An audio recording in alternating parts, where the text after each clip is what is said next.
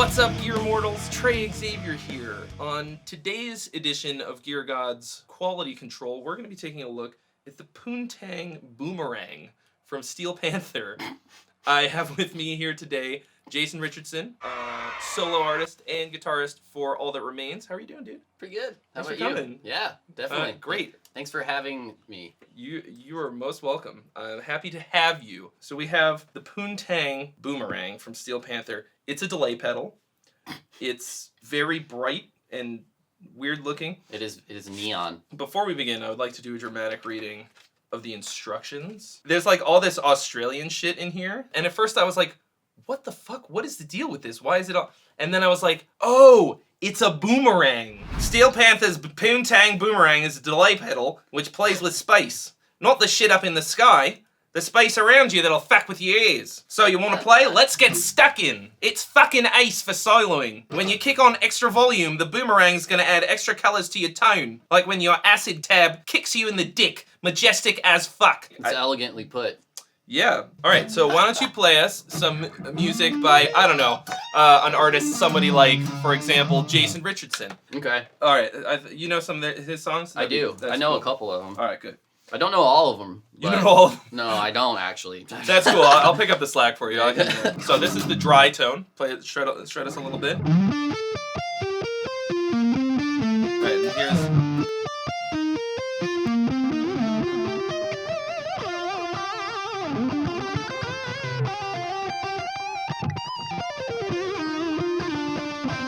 I mean,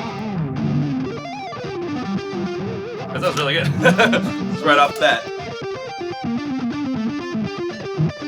So we got two modes, G'day and Crikey. Here's G'day.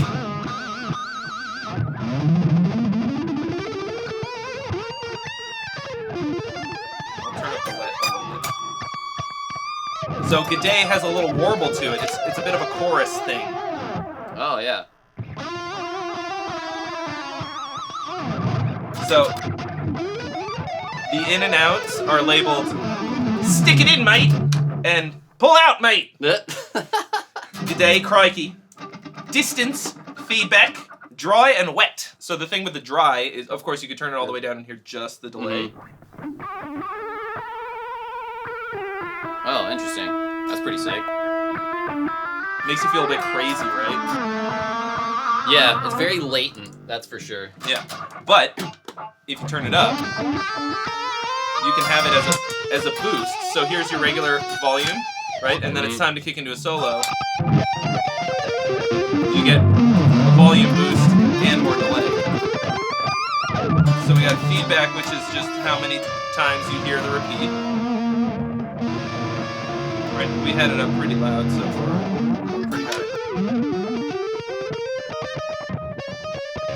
When you set up a delay, do you like to have a lot of repeats, not that many repeats? It just kind of depends on the part, for sure. If it's a lead, then, obviously not, too much, just like a little bit. But if I'm trying to make some like obscure, like ambient, sounding thing, like it could go on for like quite a while. It's completely subjective, something like that. I'm gonna put it on the like one. So like.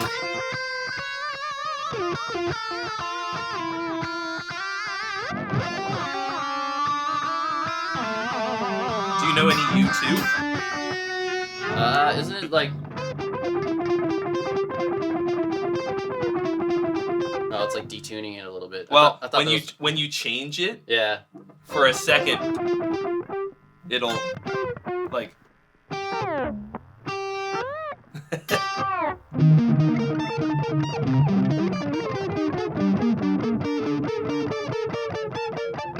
Unless it like says like the BPM on there, it's so hard to find. Yeah, let's go fucking hog wild. I'm gonna just crank. Just make up, it like unusable. Just make it like unusable. In here.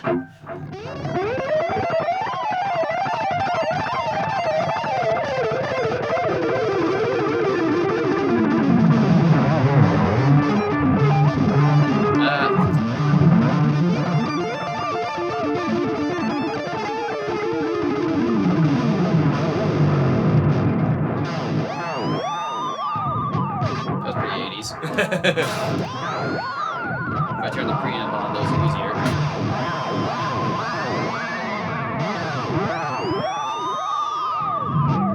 I'm trying to see if it'll do the infinite. That sounds feedback like thing. space, mate. That does sound like space.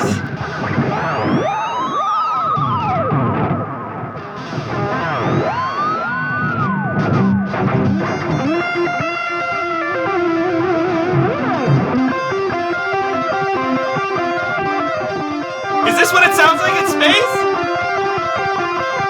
It's really hard to play without latency. Oh no. What did you do? I need to make a living here. You're over here playing fucking Guns N' Roses. It won't do the infinite feedback thing. That's annoying. You know, like you can make it just like self-modulate and it'll just like, and then you can Go use for it forever. Yeah. It won't do that. I guess that's safer. Yeah. This isn't like a shoegaze, like fucking post-rock, indie rock explosion type of noise thing. Mm-hmm. It's meant for shredding, like 80s style. Yep. Whatever.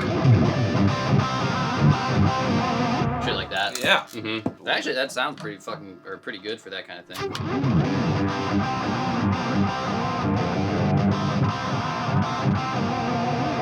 Yeah.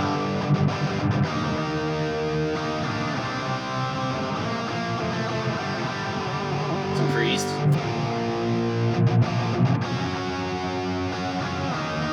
It's arena rock ready. Oh yeah. This pedal's a good time. Mm-hmm. It's got a funky name. It's very bright. I think because the pedal market is so fucking oversaturated. Yeah, it's pretty absurd at this point. If you don't have a really good looking pedal, you're fucked. It's all over. Like, yeah. People don't want to like just some tin piece of shit on their board, you know, that looks dumb. You gotta get creative with it. Tiger stripes and neon. Like, if you see a tiger that looks like this, you're for sure at Chernobyl, and you're over. It's a nuclear tiger, the deadliest animal known to man. You take a tiger and you hit him with a bunch of nuclear radiation. Yeah, or if it's Chernobyl tiger, he's probably not doing too hot. He's probably just like. It might be sick. Yeah, he's probably very ill. Yes. Oh no!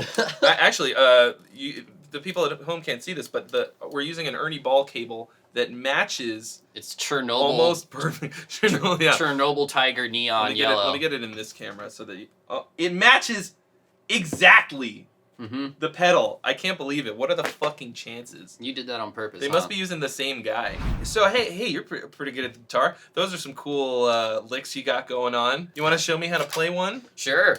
Cool. What kind of lick are you trying to learn? Oh, I was thinking maybe like a guitar one. Yeah. Would be great. That would help. Cool. That makes sense.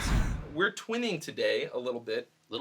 These are cool. I like them. A set of these Ernie Ball Music Man guitars. They have somebody's name on the back here.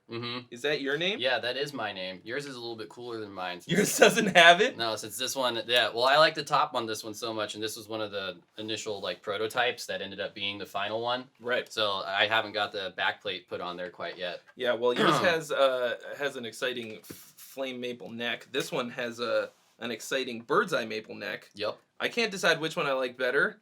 But I think just the grass is greener thing makes me want the flame maple more. Yeah. So, you're gonna show me a little lickaroo. I spent the morning warming up playing Flight of the Bumblebee. Nice. Badly. Good enough. Yeah. Shitty Flight of the Bumblebee. Just so that I don't embarrass myself too hard. Yeah. Now we're a swarm. Alright, half step apart from each other? Yeah. Alright, 1, 2, 3, 4.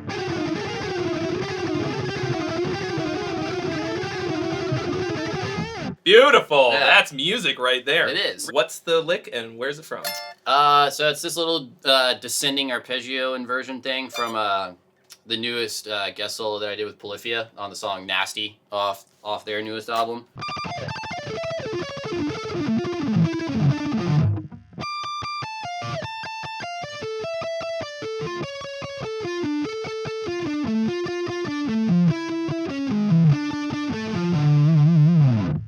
if people are familiar with arpeggios already, it should be easier to remember the lick because it's just basic, pretty much just basic minor arpeggio inversions with a couple sharp 7s in there. But the pattern is exactly the same for each one. Yes. Yep. Okay. First of all, what are we tuned to?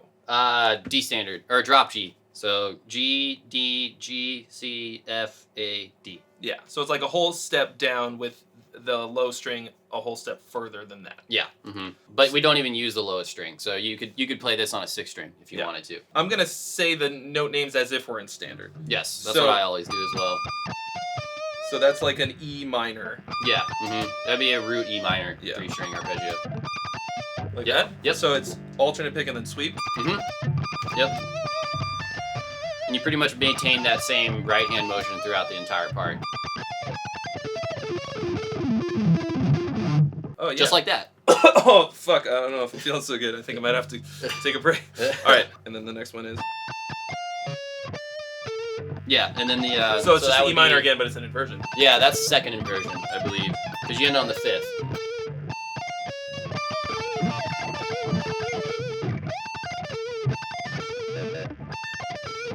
Try it even slower. Minor. There you go. Oh, except now I'm alternate pick. Yeah, one thing I always tell students and stuff to do is like whatever speed you're practicing it at, make sure you're playing everything like appropriate in context. You know what I mean? So it's like instead of like start and stop like that, like you're going like almost in a way. It's way more efficient for your muscle memory and stuff to play it as slow as you need to, so you can make sure it's like. So don't. So you're not training yourself to essentially be like. Gotcha. Interesting. You get what I mean? So you think it's better to learn the whole lick, or just whatever really slow, whatever chunks and increments of the part that you need to. Just when you're playing it at speed, no matter what speed it is, everything is like lining up in context with each other. Gotcha. No matter what tempo you're playing it at. Gotcha.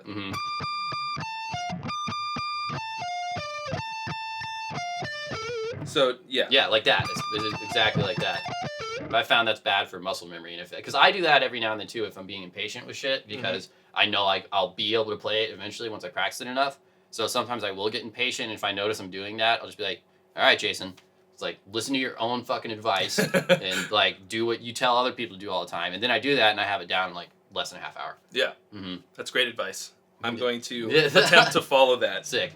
Because I totally just do it the other way all the time. Yeah. And I don't really think about it. Because we're impatient. We can already play other things like that we already have practiced and gotten down. So it's like, what the fuck? Why can't I do this? Yeah. Yeah. Okay, so the next one is a slight variation. And instead of sticking to the regular 1-3-5, just regular minor arpeggio, we hang on the 9 for a little bit there. Or 2. So...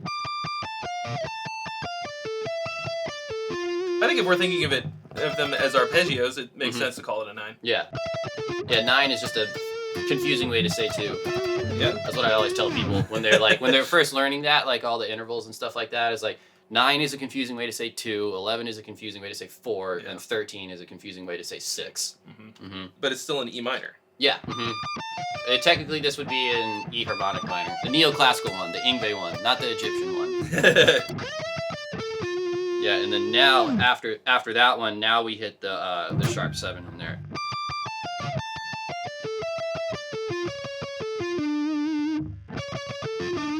Yep. Yeah, okay, so it's a minor major 7 arpeggio. Yep. I use that shit all the time. That's like probably one of my favorite arpeggios. I love that sound. Castlevania-esque. Yep. All right, what's the next one? Back to just a normal minor. It starts on the...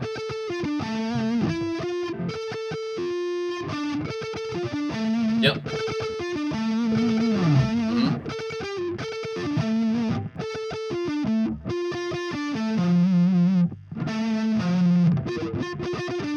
Yep. And then the same exact thing, just down 1 fret.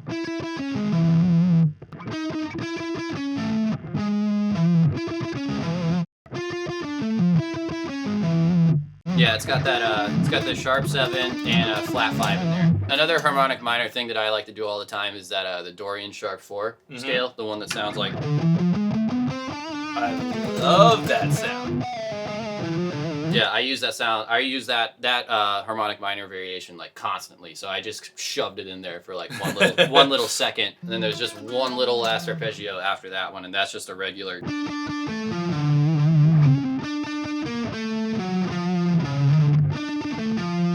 Yep, just a bit of a stretch on that one. I just try to keep like. It's the same thing we started on, but 2 octaves. Yes, correct. 2 octaves down. All right. I'm not going to try and play it up to speed or anything like it, but let's see how far I can get. 9, yep. Flat 7. Yep, then 5th. Pretty much same spot you were in.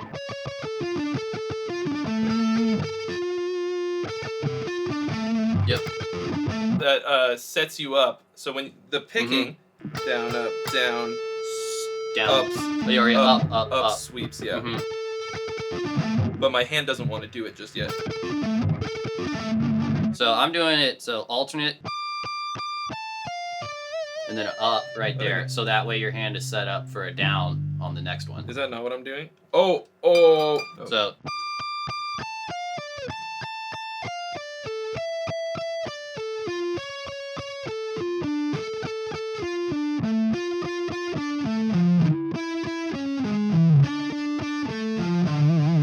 So you'll be trying to do like 2 downs in a row, right there at the. Yeah. Oh, for fuck's sake. Slower. Yep.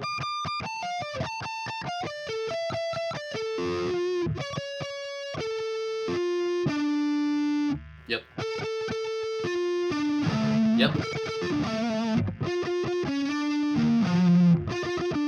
Yeah, there's a little bar in there. Yep. Yep. Exactly. Yep. Oh my god. I think this is a great example of when you play things at extremely high speeds, you have to be always considering that it's going to be not just doable, but actually pretty easy with the right hand picking stuff, especially. Yeah. You have it set up in a way that's actually not that hard to play. Like, everything makes perfect. Yeah, that's definitely one thing I always take into mind or take into consideration when I'm, writing something like this. Like, obviously, improvisation with this kind of stuff is completely different beast. But if it's a pre-written thing like this, then I definitely will go through and make sure that like all the picking is like as efficient and ergonomic as possible to like make it through the entire part. Yeah. I can't play as fast as you, but this feels doable. This feels like if I spent a couple hours working this up, I could do it at a pretty high speed. Yeah, you could definitely have that down like relatively soon for sure. And if you can do one of them with the right hand, you could do pretty much everything. Yep.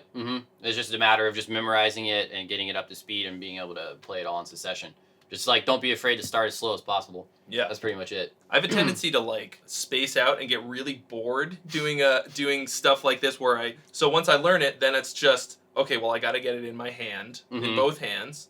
And especially if you're going to start it off real slow like that. Yeah. So what I do is I'll like put on a movie. Exactly. Yeah. And just do the same like if you're practicing something, if you're learning something on the guitar, you can't watch TV. Yeah, but if you just have to get the motion down. Yeah, the mechanics, yeah, especially if it's mind numbing kind of like that cuz the technique stuff is definitely it's way more like it's not as much like substance as it is of just like maintenance, like kind of like grunt work, if you know what I mean. Yeah. It's almost like an athletic Exactly. endeavor. That's how I always equate this type of playing is like it's very similar to working out. It's like if you don't work out or go to the gym for like a month, like when you go back into it, like a whole month. Yeah, you're fucked. Like you can't lift anywhere near as much. You're in like agonizing pain the next day. Thank you for showing me how to play a thing that I'll now have to go practice. Good. And so will you. I haven't seen a full cover of that solo quite yet. Not one from start to finish, at least, where you can actually hear what they're playing. It's not just